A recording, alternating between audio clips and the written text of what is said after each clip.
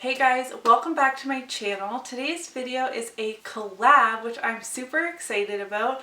I'm collaborating with Alejandra Lisette, and we are going to share the holiday 2019 releases. So the holiday releases from last year that we're glad we skipped over for one reason or another.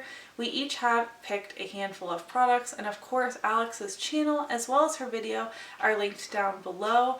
I'm so appreciative that Alex had asked me to collab with her. I feel like she is one of the most supportive people in this project panning kind of space, or like beauty community in general. She's always been so supportive of me and my channel, and I always see her supporting others across YouTube in their comment section. Alex is the queen of panning lip products in particular, and I have her featured in my The Panners pan, and I'm panning a lip liner in her honor. She has amazing videos. She is an eyeshadow enthusiast with a dash of project pan. So if that's something that interests you, please go and check out her channel. She also loves indie makeup, which I find super fascinating. I still haven't, completely dove into the indie makeup scene, but I've been dabbling a bit more this year, and I definitely check out Alex's channel for more indie brand recommendations. So thank you, Alex, for asking me to collab with you on this video. It means so much to me. If you're coming from Alejandra's channel, I would absolutely love it if you would subscribe and stick around, come back another time. I do a lot of project panning on my channel, and I'm generally a pretty hot mess. One or many children may pop in to my videos, and you hear children in the background a lot. I'm a mom of 3 boys, and I work from home. Luckily tonight it's 11:15, so they're all in bed, but that is something that you can expect to find on my channel. I'd also like to note that this is not my normal setup. I just moved. This is my second video I'm filming just tonight, the first time sitting in what's going to be my new office. I'm just in the corner of a basement right now, so please excuse the echo, and I will sort out the background at a later date. That is just the skincare I haven't unpacked yet, the bottle of wine that I found in a box down here, and an empty little basket that I found and placed there. Lastly, what you can come to expect from my channel if you're new here is that I like to ramble. So I'm going to stop that and let's jump into the holiday 2019 releases that I'm glad that I didn't buy. First, I wanted to talk about the gift set of Fenty Gloss Bombs. There were 5 shades. It was called the Fenty Beauty Glossy Posse. It was all 5 mini shades. This was one of the really hot holiday sets from last year. Everyone seemed to be buying it and raving about it.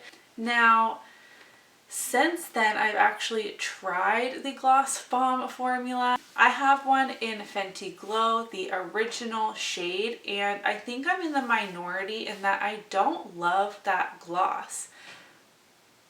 I don't know what I was expecting. I know a lot of people review it saying it's so thick and nourishing and balm-like, and I thought I would like that in a gloss, but it turns out that I don't. I don't find it to be overly comfortable. It's not that it's sticky, it just feels kind of heavy on my lips. So I'm glad I didn't buy the set, because I'm sure I would have came to the same conclusion that it wasn't a favorite formula of mine, and then I would have to be panning 5 different shades versus the one that I currently own.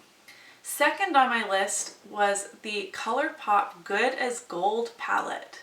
Do you remember that one? Because I didn't until I started doing research for this video. I was watching a ton of holiday 2019 videos and everyone was mentioning the ColourPop Good as Gold palette. And then when I looked it up, there are a ton of videos and reviews on it, but just at the time it released. Now that happens a lot with ColourPop just because they release so many palettes, but this wasn't a standout to me or anyone else, it seems.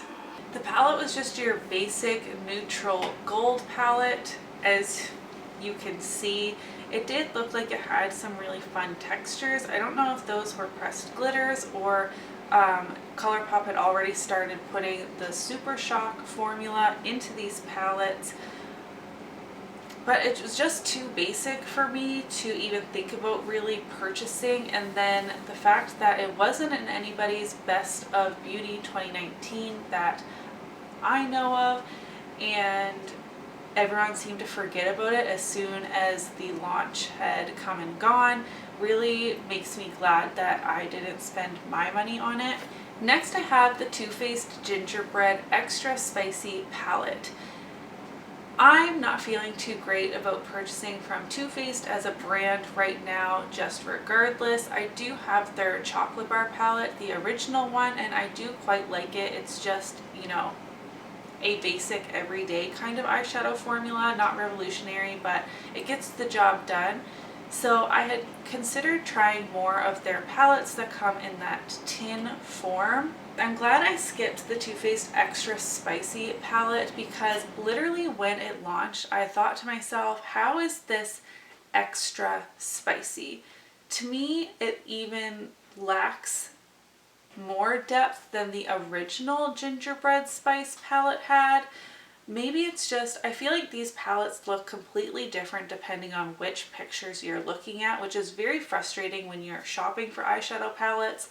I didn't see either of them in store to truly compare, you know, with my own eyes in the same lighting scenario. I just don't get extra spicy from this palette. Is it cute? Sure. But like, I don't need it in my life, so I'm glad that I didn't buy it. Did these smell like gingerbread? I feel like the scents that Too Faced puts in these eyeshadow palettes in the tin are what sells me the most, but regardless, I'm glad I didn't buy that one. Next up, I had the Stila Cosmetics Glitter and Glow sets. Now in 2018, I did buy one of their sets with 3 minis, and I still haven't used them up. I've only reached for each of the shades a handful of times, and it's been 2 years now. They always come out with these sets around the holidays, and they are a good value, but only if you're going to use them up. The Stila Glitter and Glows dry out so quickly that it's really hard to get your true money's worth out of them. They're really beautiful, but if you're only going to reach for them a handful of times, they are just going to dry out and it will kind of be like a waste of money. So for that reason, I'm glad that I didn't purchase more, though I enjoy the 3 that I have occasionally. Like I said, I've only reached for them a couple of times each. I should definitely make them a priority for finishing up in 2021. The Norvina palettes.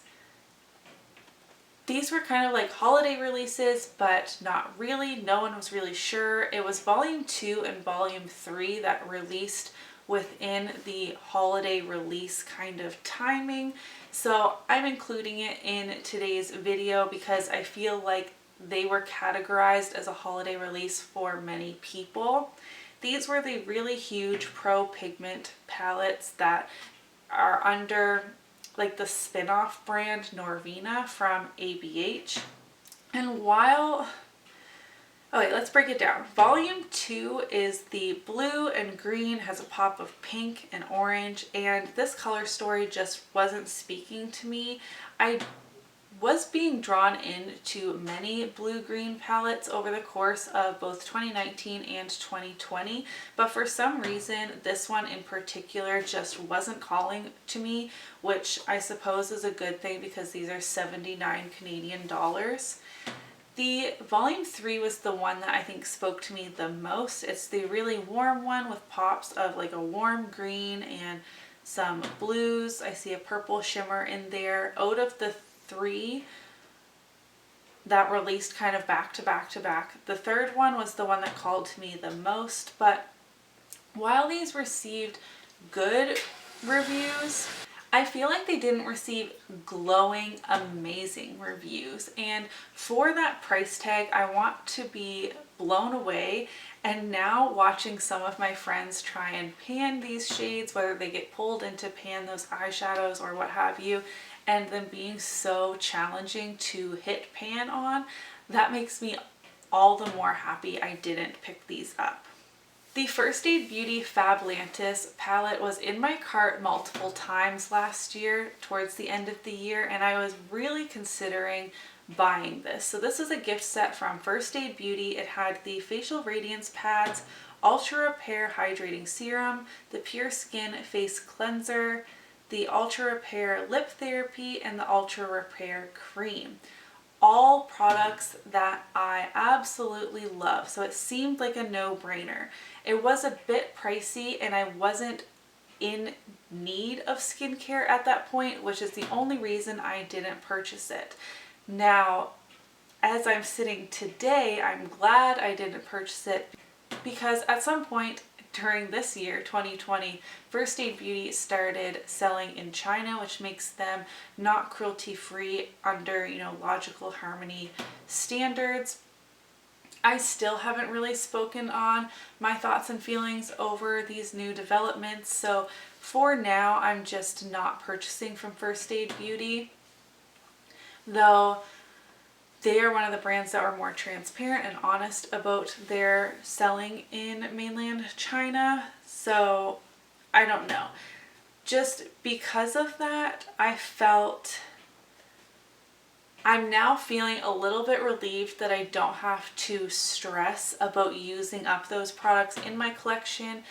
I know I get told all the time, like, not to be so stressed about panning, don't be so worried about it, but when I am trying to be a cruelty-free creator, but not wasting, not throwing things in the trash, being conscious of my impact on the earth, I want to use up products, and if I'm showing them and they're not cruelty-free, I do harbor some guilt for that.